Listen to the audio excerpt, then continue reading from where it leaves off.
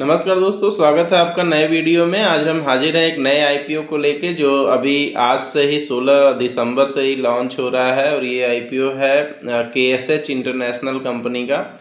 इस कंपनी का जो आईपीओ है 16 से 18 दिसंबर तक ओपन हो रहा है। 710 करोड़ का इशू साइज है। 365 से 384 रुपये का प्राइस रेंज है।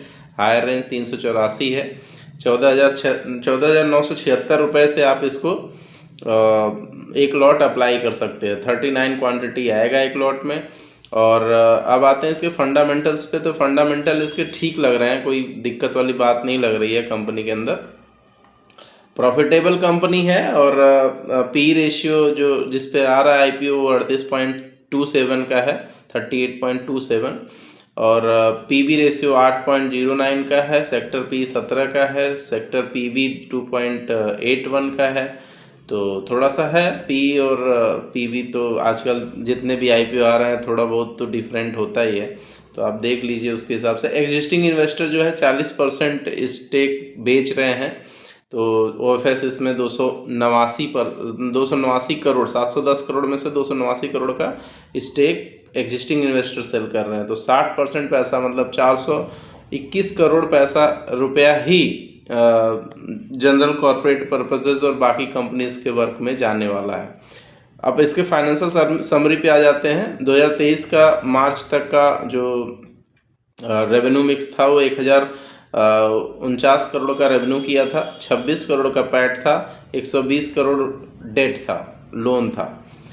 1383 करोड़ रुपया मार्च 2024 तक रेवेन्यू किया। मतलब रेवेन्यू में अप्रॉक्सीमेटली 25% से ऊपर का ग्रोथ दिख रहा है मुझे। और प्रॉफिट में भी ग्रोथ है करीब 30% के आसपास का।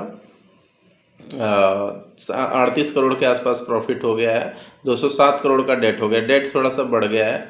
और मार्च 2025 तक जो इस साल का मार्च है उसमें 1928 करोड़ का रेवेन्यू किया। रेवेन्यू में जंप और अधिक है, 1383 से 1928, मतलब अप्रॉक्सीमेटली 30%, 30% के आसपास करीब रेवेन्यू में जंप है।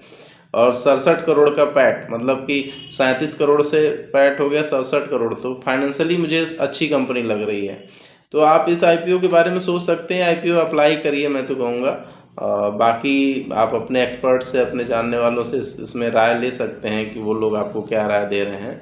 कंपनी अच्छा काम भी करती है। मैन्युफैक्चरर है मैग्नेट वाइंडिंग वायर्स की, वायर्स वगैरह बनाती है।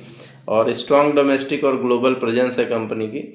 और ये जो